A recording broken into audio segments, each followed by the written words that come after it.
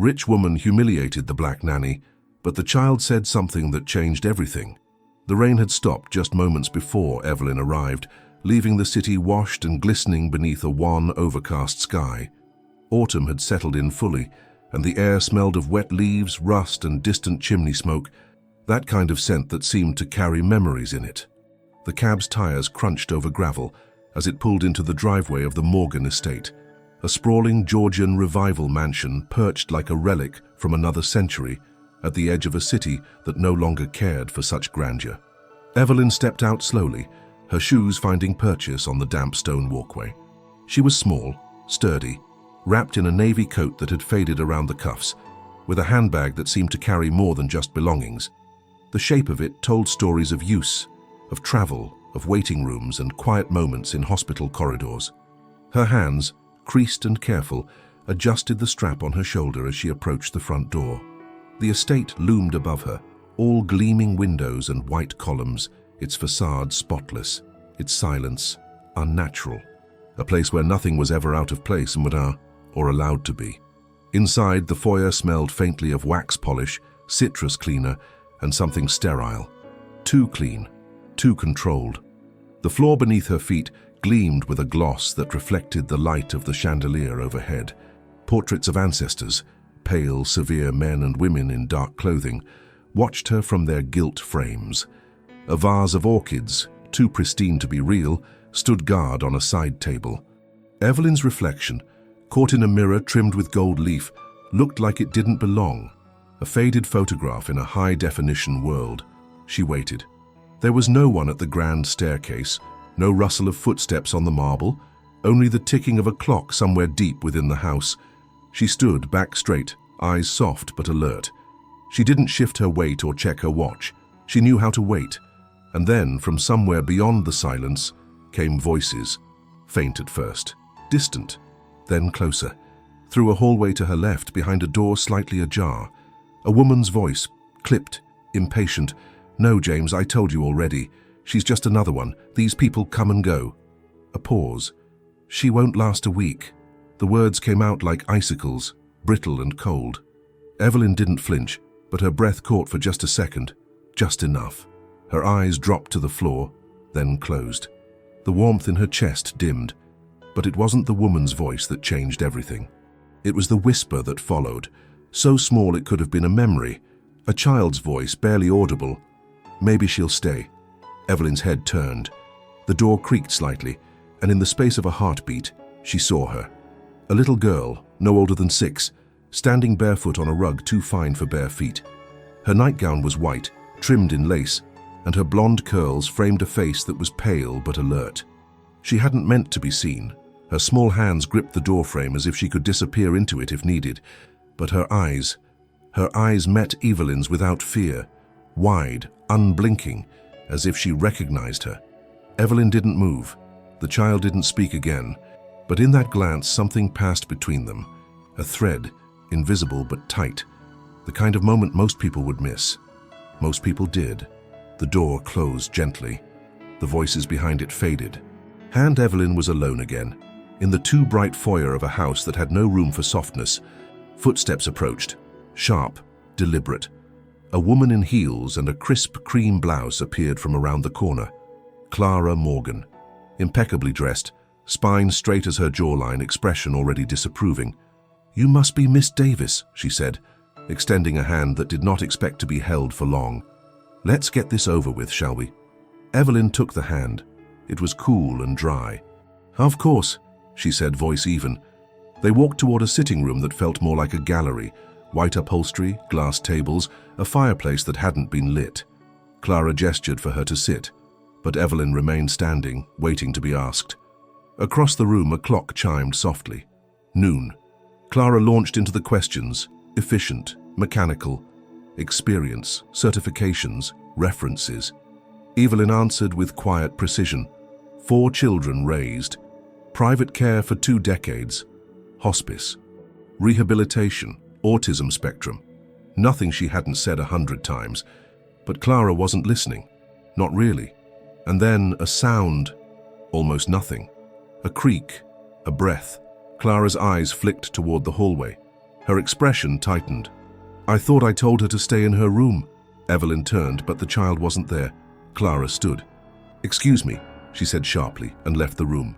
Evelyn stayed where she was, her hands lightly resting on the back of a chair, her gaze lingering on the empty doorway. And then, on the table beside her, she saw it. A photograph, face down. Odd in a place like this. She picked it up gently, out of instinct. A woman, older, fragile-looking, in a hospital bed, eyes tired but smiling, a bouquet of wildflowers in a mason jar beside her. And standing next to the bed, a younger Clara, mid-20s perhaps, wearing a frown even then. But what caught Evelyn's breath, what made her heart stop, was the woman in the photo. Because Evelyn had seen that face before. She had bathed it, fed it, held its hand during nights when no one else came. Her fingers trembled slightly as she returned the photo to its place. So that was it. This house, this polished, perfect place, was not unfamiliar after all. It had roots in another time, another town, another room filled with quiet pain. And Evelyn had been there. She didn't know yet what this meant, or why the girl had looked at her the way she did, but she felt it deep in her bones. Something had just begun. A door had opened that no one else had noticed. Not yet, but once open, it would never close the same way again. The sitting room was immaculate. Every surface gleamed, every pillow stood at precise angles, every flower in the vase bloomed without a single petal out of place. But it was the kind of perfection that didn't invite you in. It warned you to keep your voice low, your shoes clean, and your thoughts to yourself. Evelyn sat finally, her posture dignified, legs crossed at the ankles the way her mother once taught her, like a lady.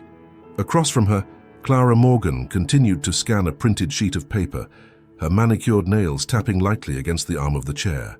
No warmth in the gesture, just a rhythm to fill the silence. Outside, the wind picked up again, and the trees lining the estate rustled with a whisper only Evelyn seemed to hear. She folded her hands over her bag and waited. Clara didn't offer tea, didn't ask if she was comfortable. The interview resumed, but not in any genuine sense. It was more of a performance and a list of obligatory questions asked, with the kind of practiced detachment that made it clear the answers didn't really matter. Clara already had her opinion. She was simply going through the motions. "And you said you worked in private care for how long?" Clara asked without looking up.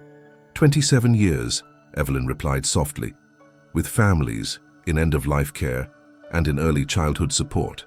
Clara nodded vaguely, then tilted her head. "And what is it that draws you to this kind of work? I imagine you've had your fill of other people's burdens by now." Evelyn smiled, not because the question was kind, but because she understood the kind of person who asked it that way. She'd seen women like Clara before, polished on the outside, brittle underneath. Women who mistook resilience for servitude and kindness for lack of ambition. Evelyn spoke evenly, letting the truth settle in the space between them. "People remember who holds their hand when it matters," she said. "That stays with them. With me." Clara's lips pressed into a line, as if the answer had somehow offended her. She set the paper down and crossed her legs, ankle over knee. "Well, this position isn't about sentiment.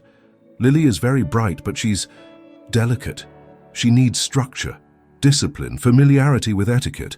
I want her to learn French before she turns 7 and be prepared for prep school interviews by next fall. We're not looking for maternal." Evelyn nodded once, absorbing the blow with grace. But inside something folded quietly, not from the sting of Clara's words, but from the coldness with which they were delivered. There was no curiosity, no desire to understand the kind of care Lily truly needed, just a checklist to be completed, a role to be filled impersonally. Before Evelyn could reply, a faint thud echoed from the hallway. Then, a sharp whisper. "Lily, go back upstairs." Clara rose instantly, heels clicking against the polished floor. Evelyn followed her line of sight. There, at the edge of the hallway, Lily stood once more. Her nightgown now wrinkled from sleep, her curls slightly flattened on one side. She looked not mischievous, but lonely. There was something in the way she held her small shoulders, not defiant, but as if she were bracing for disapproval.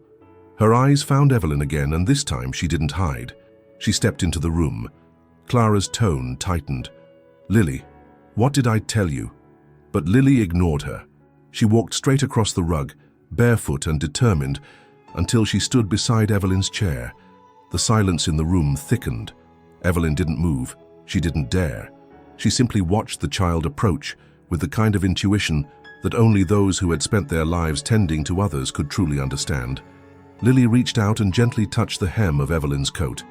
"You smell like kindness," she said. It was not a question, not a compliment.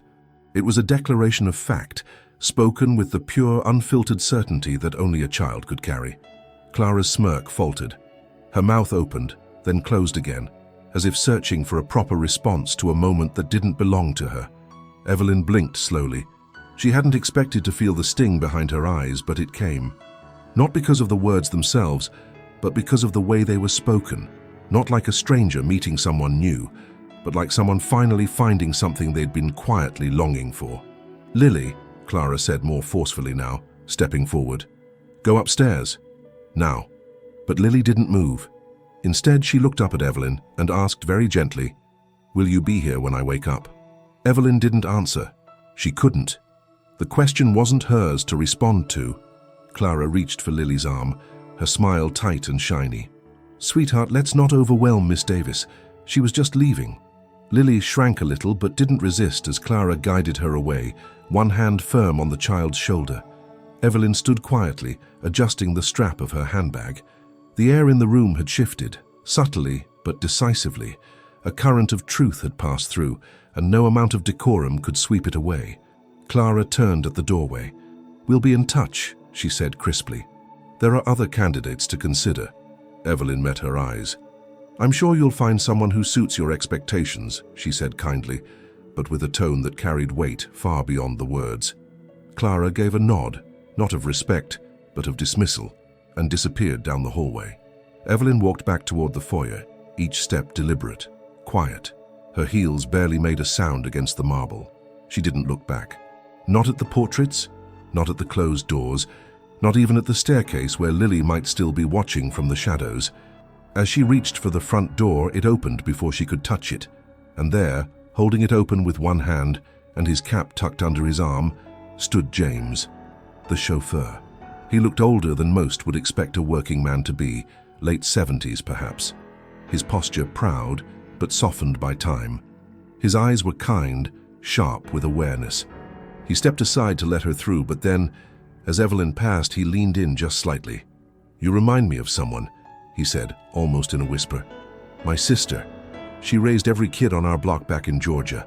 Tough as nails. Heart like a church bell." Evelyn paused, looking at him properly for the first time. "I'm sure she was someone special," she said. James nodded. "She was, and I know people. That woman inside, she don't see people, just positions. But that little girl, she saw you. Don't let anyone tell you different." Evelyn's eyes softened. James held out an envelope, sealed and creased from being stepped on. "Miss Clara dropped this, said it wasn't important. Maybe it ain't, but maybe it is." Evelyn took the envelope slowly, her fingers brushing his for a second. The paper was thin, the handwriting elegant and slightly faded. She didn't recognize it at first, but something about the feel of it, the way it weighed in her hand, made her pause. "Thank you," she said. James tipped his head and stepped back inside, letting the heavy door close between them with a quiet thud. Evelyn stood on the porch, the grey sky above her now shifting, as if considering rain again. The world around her was still, but inside her something stirred. She looked down at the envelope. The name on it wasn't hers, but the script, the loops of the letters. They reached into a part of her memory that had long been folded away. She took a breath and opened it. The breeze had turned cooler by the time Evelyn reached the gate, brushing leaves in lazy spirals across the stone path. The letter weighed heavily in her coat pocket, though it was only a slip of paper inside a worn envelope. She hadn't opened it there, in front of James, or even in the car ride back through the city streets. No, she had waited. There are moments in life that ask for silence, for stillness, for reverence. And this, she sensed, was one of them. At home in her modest apartment lined with books and framed photos of her grown children, Evelyn prepared a cup of chamomile tea, not because she was thirsty, but because her hands needed something to do. The steam curled gently upward, and the ticking of the kitchen clock echoed softly in the quiet. She sat by the window, the envelope now resting on the table, its edges slightly torn at the corners. The handwriting was unmistakably that of someone once elegant, but now frail, each loop and line carefully considered, as though written by a hand that had forgotten its own strength. She opened it. The letter inside was short. "Clara, if you ever find this, remember what I told you when you were little. Look for the hands that hold, not the hands that push. Find someone with a heart like Evelyn's. Love." Mother Evelyn let the words settle. She didn't cry, though her eyes misted. Not from pain, but from the weight of something ancient. Recognition. The name alone, signed so simply, carried a ripple of memories. A hospital room painted in pastel tones, a woman with trembling fingers and moments of lucidity that came like waves before retreating again into confusion. Evelyn hadn't known her well, but she had sat beside her often, listened, prayed silently when no one came to visit. She hadn't known back then that this fragile woman had a daughter named Clara, but she remembered her voice, her longing. And now Clara, that same daughter, lived in a house bursting with luxury but devoid of gentleness. And her little girl, Lily, had seen something that her own mother had forgotten how to look for. The next morning, Evelyn folded the letter carefully and tucked it into her Bible, between Psalms and Proverbs, as if to let it rest among wisdom. She wasn't sure what to do next. She hadn't expected to be remembered, much less named. But the child's words echoed in her like a bell still ringing long after it had been struck. "You smell like kindness." It wasn't something a 6-year-old said by accident. There had been something in Lily's voice, something ancient and small and unguarded. Evelyn had seen many children in her life, some quiet, some curious, some broken in ways adults never noticed. But Lily was something different, not damaged, just misplaced, like a song played in the wrong key. Evelyn didn't plan on going back. She told herself that much. She had done her part. She had shown up, answered the questions, received the judgment. But the letter was a stone dropped in still water. Its ripples were beginning to reach shores she hadn't known were waiting. Across the city in the Morgan estate, Lily sat cross-legged on the floor of her bedroom, drawing with crayons. The picture wasn't very good. A stick figure with grey hair holding the hand of a smaller one, under a sky filled with scribbled birds. But the intention was clear. She didn't show it to her mother. Clara had been too busy organizing her schedule, taking calls from the school board, and complaining to the housekeeper about the new floral arrangements.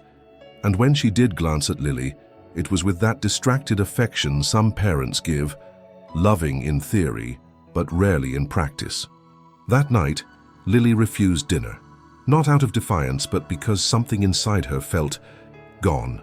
The new nanny, a young woman with a crisp ponytail and a degree in child development, tried coaxing her with chicken nuggets and a video game. But Lily just shook her head and said nothing. When bedtime came, she curled beneath her blanket, facing the wall, arms hugging a stuffed rabbit so tightly its button eye nearly popped off. "She'll warm up," the nanny told Clara later. "It's just a phase." Clara nodded and poured herself a glass of wine, but her thoughts drifted. Something about Evelyn's presence had lingered in the house, like the scent of something baked hours ago.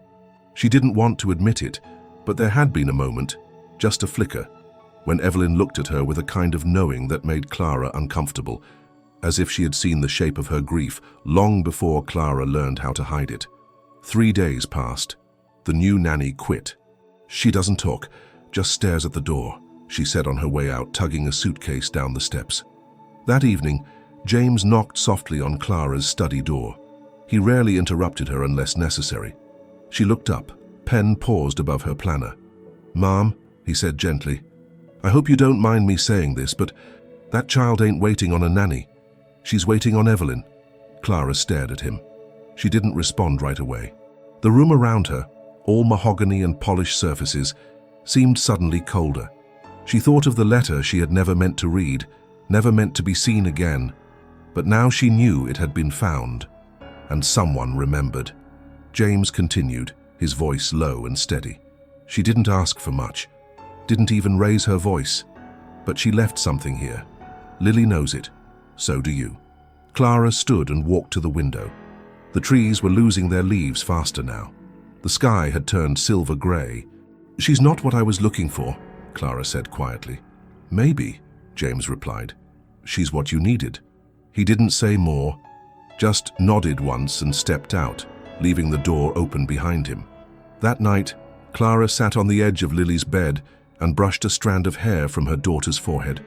Lily didn't stir. "Did you like the lady who came last week?" she asked softly. Lily opened her eyes and nodded. "She knew my name before I told her." Clara frowned. "No, she didn't. She only met you once." Lily looked up at the ceiling. "She didn't need to ask," she whispered. In the quiet that followed, Clara felt something inside her, a long-ignored memory, begin to stir. Not loud, not painful, just real. The next morning, James made a phone call. It wasn't long, just a few words. "She didn't ask you to come back, but maybe you should." Evelyn stood by her kitchen window again, watching the light touch the tops of the buildings across the street. She didn't need time to think. She already knew her answer. She folded the letter one more time and slipped it into her pocket. Then she picked up her coat and went. Evelyn arrived just after 10 o'clock in the morning. The sky was bright, but the wind was sharp, slicing through the layers of her coat and brushing a chill against her neck. As the black iron gate of the Morgan estate creaked open once more, something familiar yet unfamiliar settled in her chest. A quiet unease, like returning to a place you've been before, but never truly belonged to. She stepped out of the car slowly, taking in the garden again, too trimmed, too perfect, and the pale symmetry of the mansion that loomed in silence, cold in both shadow and sun. James stood waiting at the top of the stairs, holding the door open like he had days ago. But this time there was a warmth in his eyes, a knowing. Evelyn nodded once and he stepped aside with a gentle, "She's waiting in the sitting room." Evelyn walked through the foyer, her steps muffled against the thick rug. Everything was as she remembered. The golden light of the chandelier, the scent of wax and lemon, the pristine order that screamed of wealth but lacked comfort. There were no toys left on the floor, no handprints on the glass, no signs of a child's life anywhere except in the photos framed along the hallway, curated, posed, lifeless. In the sitting room, Clara stood by the fireplace, not tending to it, only staring into it as if it might offer her a script. She turned when Evelyn entered, her expression carefully composed, her posture stiff. "You came," she said, not as a welcome, but more like an observation. "I did," Evelyn replied. Clara gestured toward the same armchair from before. Evelyn didn't sit. "I spoke with Lily," Clara continued, walking slowly to the window. "She's been quiet since you left, withdrawn. She wouldn't say much until last night." Evelyn waited, her eyes never leaving Clara's back. "She said you didn't need to ask her name because you already knew it." Clara gave a small, humorless laugh. "Children and their imaginations." "She's perceptive," Evelyn said gently. "She notices what isn't spoken." Clara turned. "That's exactly the problem. She notices too much. She asks too many questions, holds on to people who won't be in her life long enough to matter. I don't want her growing up sentimental." Evelyn didn't respond. She only watched. In that silence, Clara seemed to grow more defensive. "I'm not running a charity, Miss Davis," she said sharply. "We prefer someone with a more polished background, someone who understands structure, expectations, who knows how to manage a household, not share feelings." The words were delivered like fine crystal, sharp, clear, and cold. But Evelyn didn't flinch. She had heard sharper in her lifetime, from mouths far less refined. She looked around the room, taking in the perfection once more. "I raised 4 children," she said quietly. "All of them are grown now, doctors, teachers, one of them a caregiver like me. None of them came from money, but they came from something real. Structure is important, but it isn't love." Clara's jaw tightened. "I don't need a lecture, thank you." Evelyn nodded. "Of course not." The silence that followed was longer this time. Outside, a bird called once from the tree nearest the window, then flew away. The sound was a reminder that something lived beyond these walls.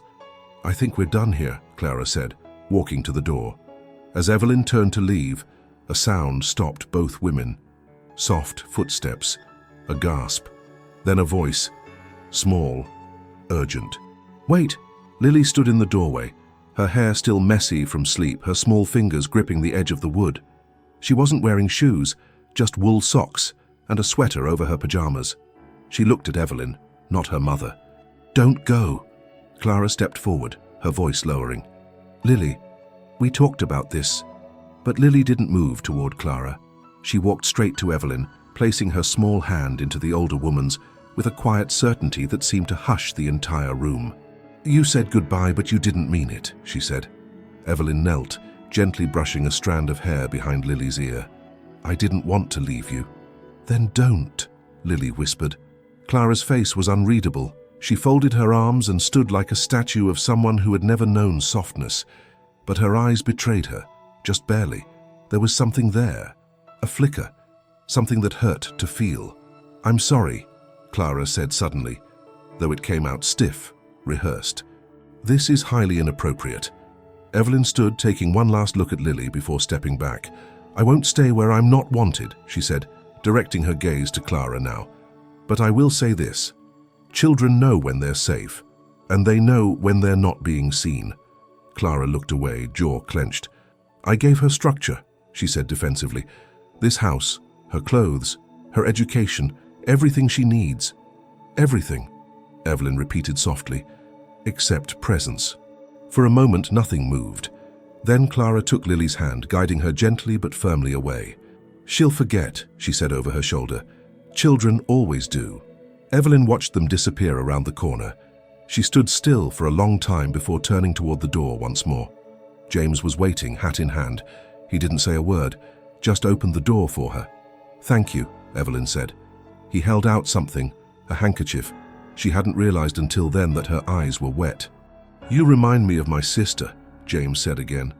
"She could make a whole neighborhood feel like family, even the ones who didn't deserve it." Evelyn smiled softly, accepting the cloth. "I'm not sure they want what I bring." James looked back toward the house, then at her. "Maybe not yet," he said, "but some things don't need to be wanted to be necessary." Evelyn stepped outside. The wind picked up again, rustling the trees along the path. She pulled her coat tighter, not because of the cold, but because something inside her had begun to tremble, not from weakness, from remembering. She paused at the gate, looking back once. Lily was at the upstairs window, small hand pressed to the glass. Evelyn lifted hers in return. They both stood there, two figures connected by something no one else seemed to understand. Then Evelyn turned and walked away, not knowing that something had been left behind, not an object, not even a memory, but a question. A quiet, persistent question that would soon come back, not through letters or photographs, but through a child's refusal to forget. The city carried on as it always did, buses wheezing at intersections, dogs barking behind garden fences, the distant rattle of a train passing overhead. But Evelyn heard none of it. The moment she stepped onto the sidewalk after leaving the Morgan estate, the world around her blurred, as if her thoughts had pulled a veil over her senses. She walked without urgency, holding her handbag close, not because she feared it might be taken, but because it gave her something to hold on to, something solid when everything else felt as though it might unravel. By the time she reached the edge of the block, she paused. Her heart was steady, but her spirit ached. She hadn't expected kindness in that house, not from Clara, but she also hadn't expected the sting of being dismissed so easily, so coldly. Evelyn had spent decades serving, nurturing, staying up late with fevers that weren't hers, guiding little feet, wiping away invisible hurts. She had known her worth, even if others didn't, but it was something else entirely, something deeper, to be in the presence of a child like Lily, a child who saw her, truly saw her, and then be asked to disappear. She didn't notice the black sedan pulling slowly alongside the curb until the passenger window eased down. "Miss Davis." James's voice floated out, low and calm as always. He leaned slightly across the seat, gesturing toward the door. "Hop in, if you don't mind." Evelyn hesitated for only a moment before opening the door and settling into the passenger seat. The leather was warm, the smell of aged upholstery mingling with the faintest hint of peppermint. James pulled away from the curb without a word, guiding the car smoothly through the neighborhood. They drove in silence for a few blocks before he spoke again, eyes on the road. "You know," he said slowly, "I've been with that family for over 30 years. Drove Clara's mother to every appointment, every event, even picked her up from the hospital the day she brought Clara home." Evelyn turned her head slightly, watching his profile. The gentle slope of his brow, the way his hands rested on the steering wheel like they were born to hold it. There was reverence in the way he drove, a kind of ritual that revealed something old-fashioned and deeply personal, not just a job, a calling. "She used to ride in this very seat," he said. "Clara's mother. Proud woman. Not easy, but proud. Carried herself like the Queen of Georgia. But when she got sick that last year, something in her changed. She started asking about things that happened a long time ago. Names, places, people." Evelyn nodded softly, knowing where this was going but not rushing it. Some stories needed to be given space to find their own way out. "She mentioned you once," James continued. "Said there was a nurse, or maybe a companion, someone who read psalms to her at night. Said her name was Evelyn. Said she had the kind of voice that made the pain quieter." Evelyn looked out the window, the city now a backdrop to a memory she hadn't visited in years. "She was fading by the time I came into her care," Evelyn said quietly. "But there were moments, clear ones, when she talked about her daughter, her regrets, the way she felt she'd raised Clara to be strong but not soft. She said she didn't know how to love without rules." James nodded. "She tried in her way. I remember she once told Clara to look for someone who could bring warmth back into that house, someone who could teach Lily things money couldn't buy." Evelyn smiled faintly, the memory now full in her chest. "She said that to me too. Not in those words, but in the way she held my hand one night when she couldn't sleep." James reached into the inside pocket of his coat and pulled out a small envelope, the one Clara had dropped days earlier, now creased and slightly worn. "I didn't mean to read it," he said, "but it fell open. I saw your name in it and I knew." Evelyn took the envelope with careful hands.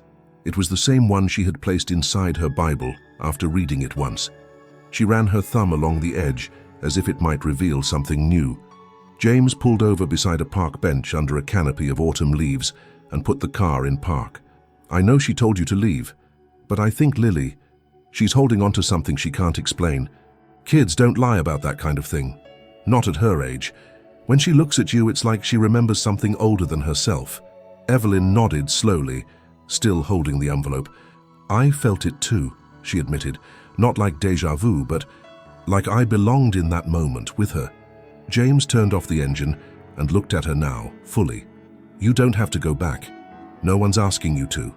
But sometimes God puts people in front of us, not because we're ready, but because they are." Evelyn exhaled, the weight of the letter now matched by the weight in her chest. "I've spent my life caring for people in their last years," she said. "But that little girl, she's just beginning. And I can't shake the feeling that if I walk away, she'll carry that silence with her. The kind that grows over time, turns into a wound no one sees." James rested his hand on the gear shift, not speaking. He didn't need to.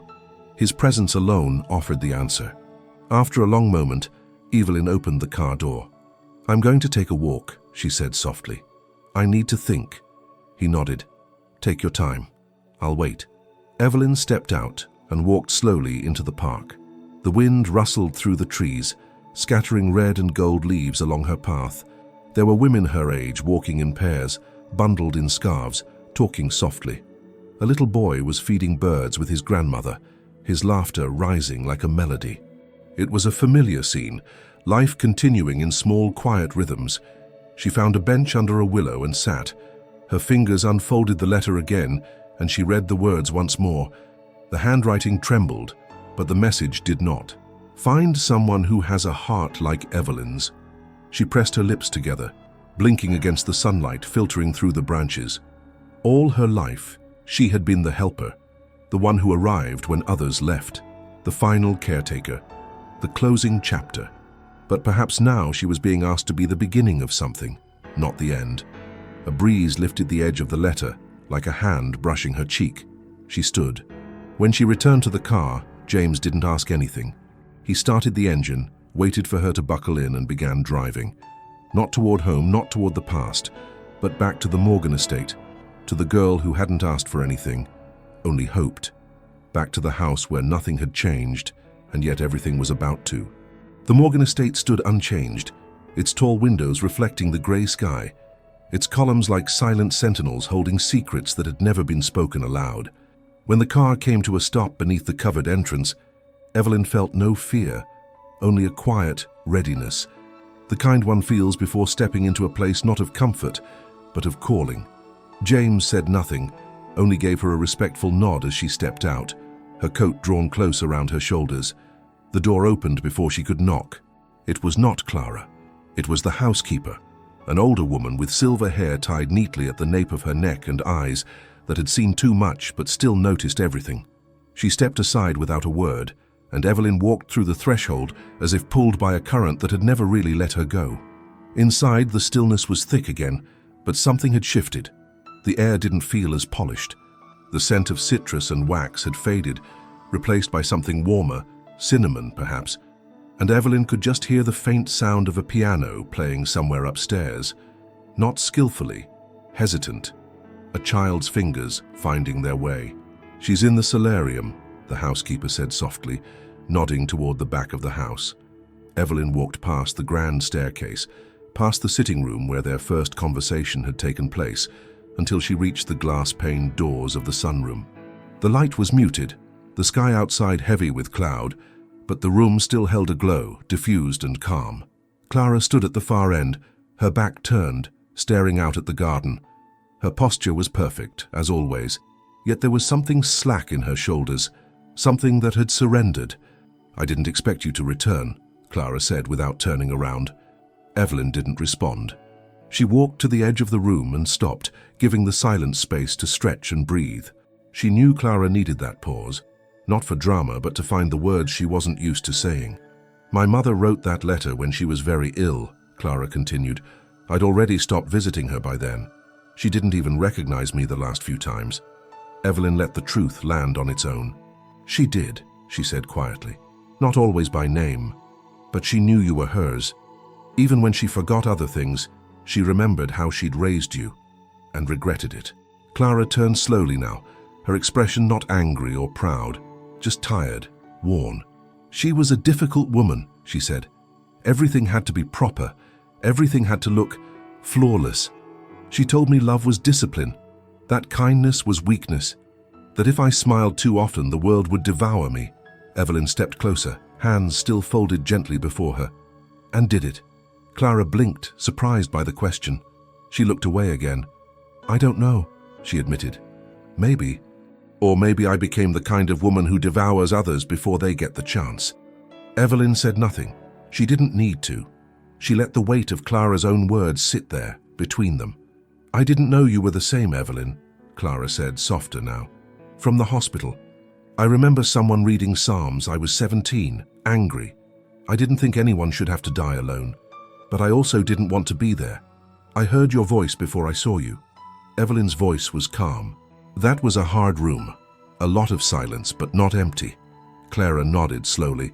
"She said you had a heart like no one else," she said. "I thought it was just something people say before they die. But Lily, she says the same thing. She says you make the air feel softer, that when you look at her it doesn't feel like she's in trouble even when she is." That broke something. Not loudly, not with sobs or gasps, but with the quiet collapse of a wall built over decades. "I don't know how to be soft," Clara whispered. "I don't know how to be the kind of mother she needs." Evelyn took a step forward, her voice steady, never patronizing.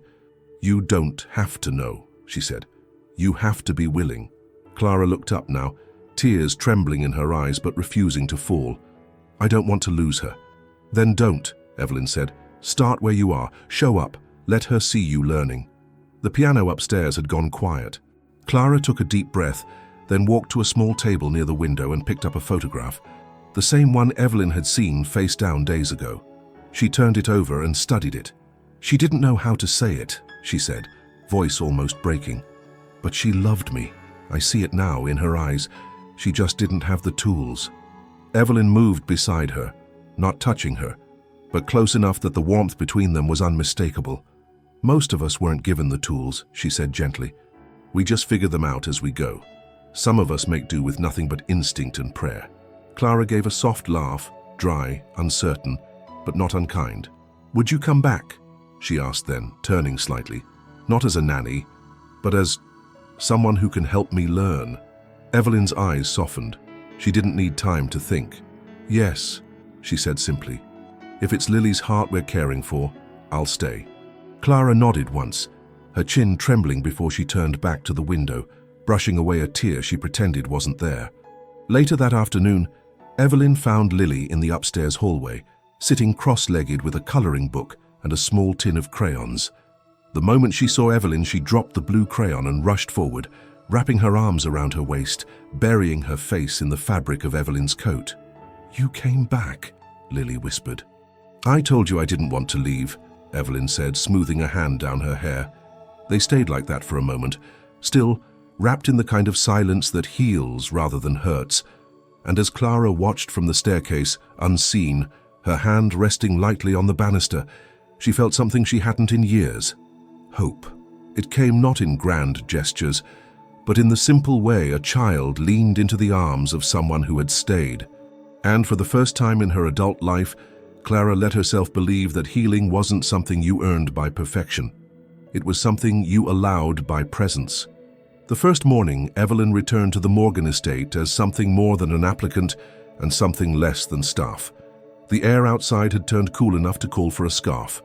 She wore one in soft grey wool, wrapped neatly around her neck, the ends tucked beneath her coat. She hadn't brought a suitcase. She hadn't packed like she was moving in. She came with only her handbag, a folder with a few worn certificates, and the quiet certainty of someone who didn't need a title to know her value. James greeted her with a smile that reached his eyes. He didn't say, "Welcome back." He only nodded once and said, "About time," before turning to open the door. Inside, the house was beginning to feel less like a museum. There was a faint trace of something baking, not store-bought but homemade, and Evelyn could hear music playing faintly from a room down the hall. Not classical, not opera, children's music. Soft, rhythmic, a lullaby perhaps. Played from an old Bluetooth speaker tucked somewhere behind a stack of books on the sideboard. Lily was waiting by the stairs, clutching a stuffed rabbit with a lopsided ear. When she saw Evelyn, she didn't run this time. She walked slowly, carefully, as if afraid any sudden movement might wake her from a dream. "You said you'd come back," she said. "I did," Evelyn replied, kneeling down. "And I will keep saying yes to you, for as long as you need." Lily leaned forward and hugged her without hesitation, the kind of hug that wrapped arms around the back and stayed there, not just for comfort, but for anchoring. Clara stood nearby, just far enough not to intrude, just close enough to witness. "I made her breakfast," she said quietly. Evelyn turned slightly. "Did she eat it?" Clara shook her head. "2 bites. Then she said the spoon was too loud." Evelyn smiled gently. "It's not always the food. Sometimes it's the silence around the food that makes it hard." Clara didn't argue. She didn't deflect. She only nodded as if beginning to understand things that had always been there, only hidden by distraction and distance. Over the next few days, Evelyn moved through the house like a melody returning to a song that had lost its rhythm. She didn't reorganize. She didn't correct. She listened. She observed. She stood near Clara when she practiced how to brush Lily's hair without pulling. She helped Lily prepare a small drawing for her mother, one of 3 hearts side by side with the names Mom, Me, and Evelyn written in the child's looping scrawl. Clara had stared at it for a long time. She didn't hang it on the fridge, not yet, but she placed it in a frame and set it on the mantel in the family room. It was a beginning, but the past never stays quiet for long. On the 3rd evening, as the sun dipped low behind the trees lining the estate, Evelyn was reading to Lily in the solarium. The light was golden, softening every corner of the room. The book wasn't complex, a tale about a garden and the creatures who lived inside it. But Evelyn read with a cadence that made every word feel like a memory. Halfway through, Lily stopped her. "Did you know my grandma?" Evelyn closed the book softly. "I did, for a little while." "Did she like flowers?" "She did," Evelyn said. But she liked people more. She just didn't always know how to say so. Lily looked down at her rabbit. My mommy doesn't talk about her. Evelyn paused. Sometimes when people miss someone, they stop saying their name, because saying it makes the missing feel bigger. Lily thought about that. I say her name in my head, she whispered, even if I didn't know her. Evelyn reached out and took Lily's small hand. That's a beautiful kind of remembering. Later that night, Evelyn sat in the guest room Clara had offered her, a room that had once been used for visiting family, rarely touched, dusted weekly but otherwise forgotten. Now it had fresh linens, a small reading lamp and a knitted throw across the end of the bed. She took out her Bible again and slipped the old letter from Clara's mother between its pages. She didn't read it this time. She didn't have to. The door creaked slightly and Clara stepped in, not fully, just far enough to be seen. She said your name tonight, Clara murmured. In her sleep. Evelyn looked up. She said, don't go, Evelyn. Like she was afraid she'd wake up and you'd be gone again. Evelyn closed the Bible gently. Children hold on to the ones who stay. Clara leaned against the doorframe, arms crossed. She wasn't hiding anymore. Not in this moment. Her voice was softer now, raw at the edges. When I was Lily's age, I was quiet too. My mother didn't know what to do with quiet. She filled the silence with rules, schedules, expectations. Evelyn listened. I don't want to be like her, Clara said, but I don't know how to be anything else. You're already not her, Evelyn replied. You asked for help. That's something she never did. Clara looked away, blinking against a sting in her eyes. I used to think asking meant failing. No, Evelyn said. It means choosing. There was a long silence after that. Then Clara stepped back. Good night, Evelyn. Good night. And the door closed softly. The next morning, something changed. Lily woke early and ran down the hallway with bare feet. She found Evelyn in the kitchen brewing tea. Her mother, already dressed for a meeting, stood at the counter unsure what to say. Mommy, Lily said, tugging Clara's sleeve, can you braid my hair like Evelyn does? Clara froze, then nodded. I can try. Evelyn handed her the brush without a word, and Clara knelt awkwardly before her daughter, brushing gently, carefully, learning. And that morning, over toast and soft-boiled eggs, Lily ate the whole plate, not because she was hungry, but because the silence around the table had been filled, not with noise but with presence. And in the stillness, Evelyn realized something. She hadn't come back to fix anything. She had come back so that healing could begin. And for the first time in that house, someone was ready to receive it. It was late afternoon when Evelyn entered the family room, drawn by the sound of faint giggling and the unmistakable thump of something soft hitting the floor.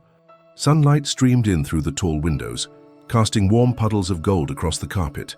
Lily was on her knees beside the sofa, chasing her stuffed rabbit under the ottoman, her laughter spilling into the space like the first song of spring after a long winter. Evelyn didn't announce herself.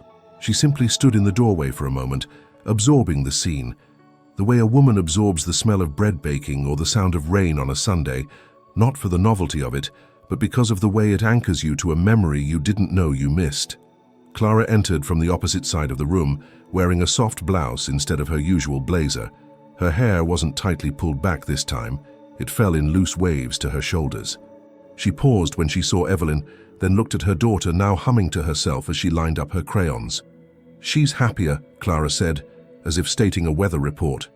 Evelyn nodded. She's beginning to feel safe. That's the first door that opens. Clara stepped closer, not to Lily, but to the grand mirror above the fireplace.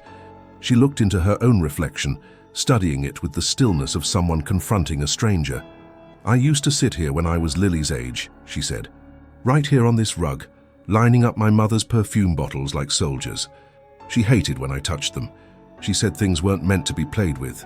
Evelyn walked to the armchair and lowered herself slowly into it, her movements practiced and quiet. What were they meant for? Clara blinked at the mirror. To be admired, from a distance, like everything else in this house. Her voice carried no anger, only observation, as if naming it now gave her power over it. Lily turned toward her mother and grinned, waving a crayon in the air. Mommy, look, I made the bunny blue. Clara smiled. surprised by how natural it felt to do so. Blue is perfect. Lily returned to her drawing, content. Evelyn watched the mother and daughter, the quiet bridge growing between them. Then she turned her gaze back to the mirror. Her voice was soft but firm. "I knew your mother," she said. Clara's shoulders stiffened slightly, but she didn't speak. Evelyn continued, not just as a patient, as a woman, one who was terrified that she'd hardened herself so much, her daughter wouldn't remember her for anything but the cold. Clara turned slowly. "She never said that to me." "She didn't know how," Evelyn said. "But in those late nights when the world quieted and she couldn't sleep, she would talk about you. Not always kindly, not always clearly, but there was love under the weight, and regret." Clara looked down at her hands, the same hands that once reached for approval and found only rules. "She made me believe that love had to be earned, that affection was a reward, not a given." Evelyn let the words hang in the air. She had learned long ago not to rush pain. It had to rise to the surface slowly, like a bruise forming from the inside out.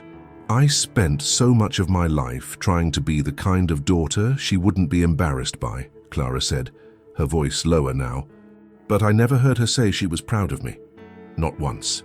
Evelyn reached into the small pocket of her cardigan and pulled out the letter, the one written by Clara's mother, folded so many times now that its creases had grown soft. She held it out. She wrote this when her hands were already shaking too much to hold a pen for long, but every letter she wrote with intention. "I think this one was meant for you." Clara took it slowly. Her fingers trembled as she opened the paper. Her eyes scanned the words. Her breath caught once and then again. When she finished, she held the letter against her chest and closed her eyes. "I don't know how to forgive her," she whispered. "I want to, but I don't know how." "You start by forgiving the child she raised," Evelyn said gently, "the one who only did what she was taught." A tear escaped Clara's eye, trailing a clean line down her cheek. It wasn't loud, it wasn't dramatic, but it was the first one she had allowed in years. Lily looked up, saw the tear and stood. "Mommy?" she asked. Clara knelt, still holding the letter in one hand, and reached out with the other. "I'm okay, sweet girl. Just thinking of Grandma." Lily stepped closer, then did something unexpected. She placed her hand over her mother's heart and whispered, "It's okay to be sad." Clara let out a small, shaky laugh. "Where did you hear that?" Evelyn smiled softly. "We talk about feelings when we draw." Clara looked at her daughter, really looked, and for the first time saw not just a child she had to raise, but a person she could learn from. Later that evening, after Lily had fallen asleep with her rabbit tucked under her chin and her drawings stacked neatly on the nightstand, Clara returned to the solarium, where Evelyn was folding a small blanket over the back of a chair.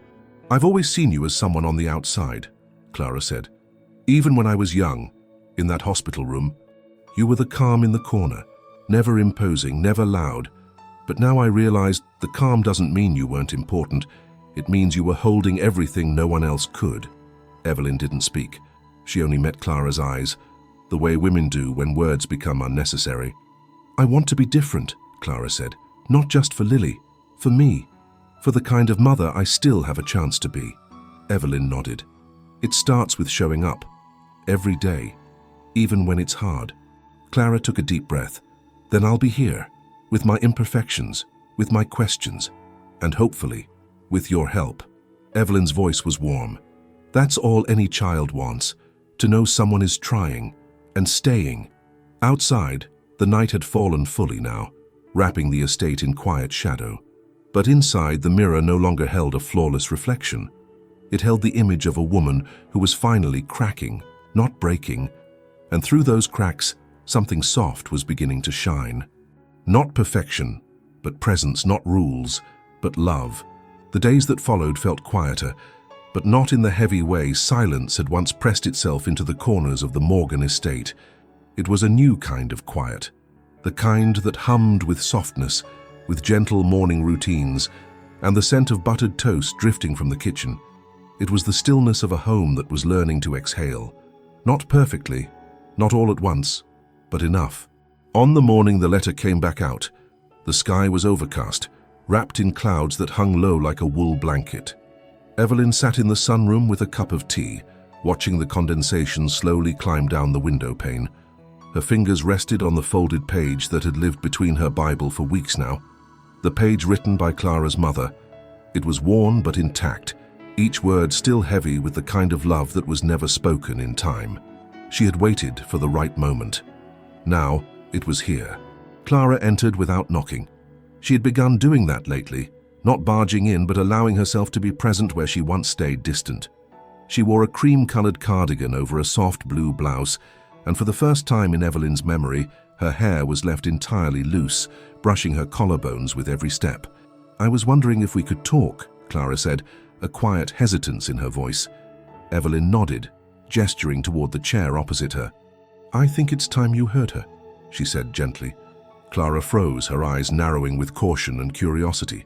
Evelyn extended the letter across the small table between them. Clara took it slowly, unfolding it with the same careful hands that once feared vulnerability might tear more than paper. As her eyes moved over the words, the transformation was slow but visible. Her breath caught, her throat tightened, her hands trembled just slightly as the truth within the ink began to settle into her. "Clara, if you ever find this, remember what I told you when you were little. Look for the hands that hold, not the hands that push. Find someone with a heart like Evelyn's. Love, Mother." She read it again and again. "She remembered you," Clara whispered, her voice breaking on the last syllable. Evelyn nodded. "Even when the days confused her, your name still found its way to her lips." Clara held the letter against her chest, just above her heart, as if proximity alone could translate what years of silence had failed to convey. "She never said anything like this to me," Clara continued. "She gave instructions, she gave expectations, but never this." Evelyn let the silence stretch before speaking. "Some people love loudly. Others love in ways we're asked to decode after they're gone." Clara exhaled, a sound somewhere between relief and regret. She was always so composed, as if emotions were a kind of weakness. "I thought I had to be like that too, polished, in control, untouched by sentiment." "She was afraid," Evelyn said. "Afraid that tenderness would be mistaken for inadequacy, that softness would cost her the respect she'd fought to earn. But that doesn't mean she didn't feel it, only that she didn't know how to offer it." Clara nodded slowly, her eyes still on the letter. "When I found her journals after she passed, most of them were empty, but one had a single line written inside: 'Teach her strength, and pray she finds gentleness on her own.'"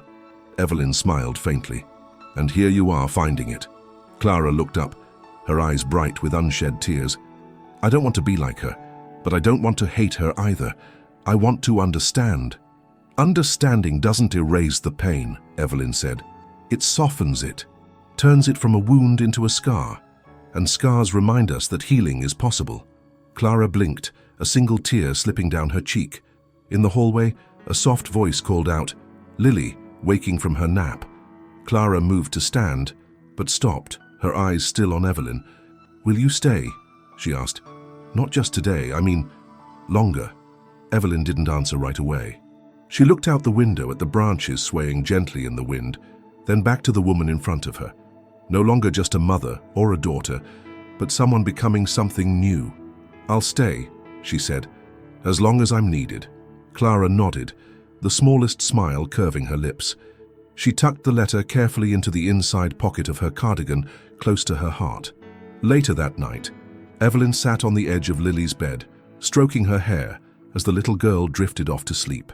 Clara stood by the door, watching, not intruding, only observing. When Evelyn stepped out into the hallway, Clara reached for her hand. "She asked me tonight if Grandma could see us from heaven," Clara said. Evelyn tilted her head. "What did you tell her?" "I said yes," Clara replied, "and that she'd be proud of the way we're trying." Evelyn placed her hand gently over Clara's. "She would be." And in that moment, something shifted. Not dramatically, not like a storm or a revelation, but like a door, once stuck, quietly opening. Behind it, a future neither of them had planned, but one they were finally ready to step into, together. The morning of Lily's birthday began not with balloons or a cake, but with the soft patter of rain against the glass. The sky was a shade of grey that looked borrowed from a memory, and the garden outside the Morgan estate glistened under a steady drizzle. Inside, however, there was movement, not frantic, not chaotic, but intentional. Something had shifted in the rhythm of the house. The staff moved more quietly. The kitchen smelled of vanilla and fresh apples. And upstairs, in a room filled with little paper butterflies strung from the ceiling, Lily stood in front of a mirror, watching Evelyn tie a ribbon into her hair. "Do you think she'll really do it?" Lily asked, her voice small, but hopeful. Evelyn adjusted the bow gently. "Your mother said she would, and she's learning how to keep her promises." Lily's lips turned into a smile, the kind that came not from excitement, but from the comfort of being seen. Downstairs, Clara stood near the entrance to the dining hall, watching the staff arrange the last of the flowers. The room had been transformed, not into the kind of spectacle Clara used to insist on, not sterile perfection with crystal and gold, but into something warmer. There were paper lanterns in soft pastel tones, a quilted table runner Evelyn had brought from her own home, and a row of tiny chairs arranged in a semicircle near a rug where story time would take place. Clara inhaled deeply. The old part of her, the one trained to impress rather than connect, wanted to correct the mismatched plates, to ask why the centerpiece wasn't symmetrical, but the new part, the part that had grown quietly over the past weeks, found peace in the imperfection. It looked like a place a child could laugh in without being hushed. As the guests arrived, mostly other parents from Lily's school, some with children in tow, others holding wrapped gifts, Clara greeted them herself. She didn't delegate. She didn't disappear into her study. She stood present, grounded, as if she were welcoming people into a home rather than a museum. And when Evelyn walked into the room holding Lily's hand, there was a stillness that passed through the space like a breath. The child's dress was simple, her curls loose around her shoulders, but it was the look on her face amid a calm joy that drew every eye. Clara stepped forward, meeting them in the center of the room. For a moment, no one spoke. Then Clara turned to the crowd and lifted her voice, not with grandeur, but with clarity. "Thank you all for being here," she began. "Today, we celebrate Lily, my daughter, my light. And I want to say something I've never said in this house before." A hush fell. Even the children seemed to feel the weight of the moment. "There are people who come into your life quietly," Clara continued, her voice steady but full. "People who don't demand attention or credit, but who change everything simply by being who they are. Evelyn is one of those people." She turned to look at her. "I brought her into this house thinking she might help my daughter. I didn't realize she would help me too. Today I want to honor her, not as a nanny, not as staff, but as someone who is now and always will be family." There was a pause and then applause, real applause. Some even teared up, not from the speech itself, but from the vulnerability behind it. Because for the first time in memory, the walls of the Morgan estate were not echoing with formality. They were ringing with truth. Evelyn stood still, her eyes moist but unwavering. She didn't need grand displays, but she knew in that moment that something long buried had finally been named and healed. After the celebration, as the room emptied and the rain began to slow, a woman approached Evelyn near the fireplace. She looked to be in her early 40s with warm eyes and a kind smile. She held a small clutch in one hand and in the other a folded photograph. "You're Evelyn Davis, aren't you?" she asked. Evelyn turned to her, surprised. "I am. I thought so. I'm Meredith Cole. You took care of my aunt, Nancy Harrison, back in Georgia almost 20 years ago. She spoke about you until the day she passed." Evelyn's eyes softened with memory. Nancy with the red quilt and the dog named Arthur. Meredith laughed, covering her mouth. "Yes, you remember." "She loved crossword puzzles," Evelyn said, "even when the arthritis made it hard." Meredith nodded, her smile growing quiet. "She said you taught her how to hold on to dignity, even when everything else was slipping away." Clara, who had been passing by, stopped at the mention of Evelyn's name. "You've done this before," she said slowly. "Changed people." Evelyn looked at both women, then shook her head gently. "I don't change people. I just remind them of what they already carry." Clara touched Evelyn's arm. "Stay, please. Not just for Lily, for all of us." Evelyn didn't answer with words. She didn't need to, because some answers are felt more than heard. And in that house, once hollow and polished and cold, something had finally begun to grow. Not quickly, not loudly, but like roots beneath soil, steady and true. Not perfection, but love, becoming real, one choice at a time. After the guests had gone and the streamers had been taken down, a soft quiet settled over the house like the ending of a hymn. The Morgan estate, once a monument to formality, now felt gently lived in. The rooms no longer echoed, they breathed.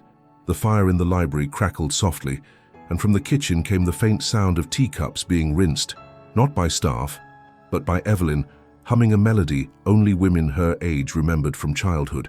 Something old, something sacred. Clara stood in the threshold, arms loosely crossed, watching without intruding. It struck her then how differently Evelyn moved through the house now, not cautiously like a guest, but with the quiet grace of someone whose presence required no explanation. She didn't ask permission to bring softness into a room. She simply brought it. That day had changed something in all of them. The celebration wasn't just a birthday party. It had been a reckoning, a moment where truth replaced performance. And now there was no going back to what the house had been before Evelyn returned. Later that evening, as Lily curled up beside Evelyn on the sofa with her head on her lap and a picture book half forgotten between them, Clara sat in the armchair opposite. She held a glass of water but hadn't taken a sip. "I heard what that woman said," she began. "Meredith, about her aunt." Evelyn didn't look up.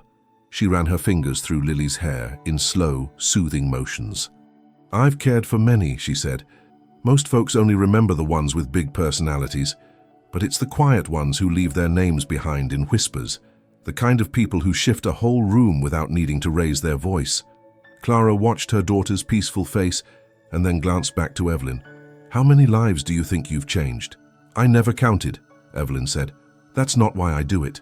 "But you have," Clara insisted, sitting forward slightly. "You've shaped people, carried them through the hardest moments of their lives, and yet you never expected anyone to notice." Evelyn finally met her eyes. "That's what love does. The real kind. It doesn't keep score." There was a pause. The fire popped, sending a spark upward. "I used to think I had to earn love," Clara admitted. "Be good enough, strong enough, polished enough. It never occurred to me that love could just arrive." Evelyn smiled, eyes soft. "It always arrives. We just have to stop locking the door."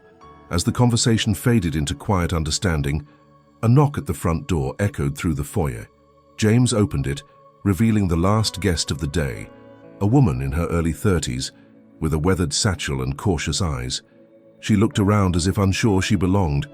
"I'm sorry to come so late," she said. "I just wanted to see her. Evelyn." Evelyn stood, gently lifting Lily into Clara's waiting arms before walking to the doorway. Her brow furrowed, then her face softened in recognition. "Amelia?" she asked. "From Atlanta?" The woman nodded, blinking back sudden tears. "You held my mother's hand when I couldn't be there. You called me when she forgot her name. You prayed with her when I had no words left."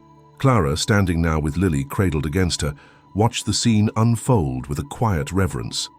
"I became a social worker because of you," Amelia said. "I wanted to be someone who could stand in that space, the one no one else wants to fill. You showed me how." Evelyn touched the young woman's hand, her expression gentle and steady. "I only did what someone once did for me." Clara took a step forward. "She's been doing that her whole life." Amelia looked at her, surprised. "You must be Clara. I remember your mother's name. Evelyn talked about her sometimes, with sadness, but with hope, too." Clara felt her throat tighten. She looked at Evelyn, then at Amelia. "Did she ever say anything about me?" Amelia hesitated, then nodded. "Only that she wished she'd been softer, that she'd had more time to show you what she meant instead of what she demanded." Clara lowered her gaze. "She was complicated. So are all mothers," Evelyn said gently. "So are all daughters." The moment settled over them like dusk, not heavy, but full. And for the first time, Clara understood that what Evelyn had given wasn't just kindness. It was legacy, not of wealth or power, but of presence, of witness. She turned to Evelyn, her voice clear. "I don't want you to be a visitor here, or a helper, or even a guest." Evelyn raised an eyebrow, waiting. "I want you to be family," Clara said, "not just in word. I want you to live here, In the guest house, your own space, but part of our life. Always. Evelyn was quiet. Then she smiled. I would like that. Lily stirred in Clara's arms and reached out, still half asleep. Evelyn, she murmured, her small voice dreamy, will you tuck me in? Clara nodded, handing her over. She's yours. Evelyn took the child, gently, like holding a promise, and as she walked upstairs with Lily's arms wrapped around her neck, Clara remained still, watching until they disappeared into the soft glow of the hallway. A family was forming, not by blood, but by something stronger, by choice. And in the silence that followed, the house whispered its approval. The first morning, Evelyn woke up in the guest house behind the Morgan estate. The sunlight came in slow and soft, filtered through linen curtains Clara had insisted be replaced the day before. The room was modest but warm, filled with personal touches that hadn't been there a week earlier. A knitted blanket folded neatly at the foot of the bed, a fresh bouquet of wildflowers in a mason jar on the small table by the window, and on the dresser, a framed photo Lily had drawn and carefully labeled, Me and Evelyn and Love. She rose early as she always had, the habits of caregiving rooted in her bones. But this time, she didn't feel like she was preparing to go to work. She felt like she was preparing to go home, a different kind of home, one not built with walls alone, but with trust and time and tiny acts of seeing and being seen. The kitchen of the main house was already humming when she entered. Clara stood barefoot at the stove, wearing a robe and tying her hair into a loose bun. The smell of cinnamon toast and brewed coffee filled the air. It wasn't polished. It wasn't rehearsed. It was real. You're early, Clara said without looking up. So are you, Evelyn replied with a half smile. I wanted to try again, Clara said, gesturing to the pan. Last time Lily said my eggs tasted like chalk. Evelyn walked over and peered into the pan. You've added too much heat. Lower the flame. Let it take its time. Like children, eggs don't do well under pressure. Clara laughed. A genuine, unguarded laugh. That might be the truest thing I've heard all week. They worked together in easy silence after that. Evelyn slicing fruit while Clara tended to the eggs. The morning unfolded like a gentle rhythm. No urgency, no edge. When Lily came in, still in her nightgown with her rabbit in hand, she climbed onto her chair at the table and grinned. Did Mommy make the eggs again? She did, Evelyn said, setting the plate in front of her. But she let them breathe this time. Lily tasted one bite, considered it like a seasoned critic, then gave a solemn nod. Not bad. Clara beamed as if she'd passed an impossible test. It became the beginning of something new, a routine, but one rooted in connection rather than duty. Evelyn helped organize the back study into a reading nook for Lily, stocked with blankets and worn storybooks. She and Clara took turns walking Lily to school, something Clara had never done before. At first, she felt awkward standing among the other parents, but Evelyn's presence made it easier, as if kindness could be borrowed until it became her own. Evenings brought tea on the back porch, conversations layered with memory and reflection. Clara began to speak of her mother more often, not as the unreachable figure she'd once feared, but as a woman unraveling in her understanding, becoming more human with each retelling. She did the best she could, Clara said one evening. But sometimes, the best we can do still hurts the people we love. Evelyn nodded. That's why we keep trying, so our children don't inherit our silences. Lily flourished in that new rhythm. Her drawings became more colorful, her questions more curious. She laughed louder, cried less. But what moved Evelyn most was the way Lily watched her mother, no longer with caution, but with hope. One afternoon, Clara came into the guest house holding a large, leather-bound photo album. I found this in storage. Thought you might want to look through it with me. They sat side by side on the small couch, pages turning slowly. Baby pictures of Clara, black and white portraits of her mother as a young girl, images of birthdays and holidays from decades past. And then, near the back, a photo Evelyn had forgotten existed. It was a hospital room, softly lit. Clara's mother in a floral nightgown, sitting up in bed. Her hands were frail, but clasped around Evelyn's. Clara stood in the background, younger, distant, her expression unreadable. That was taken the week before she passed, Evelyn said, her voice quiet. Clara touched the image, her fingers trembling. She looks at peace here. You gave her that. Evelyn closed the album gently. She gave me something too. She gave me you. They sat in silence for a long moment. Evelyn, Clara said finally, I've made peace with the past, but I want something more than healing.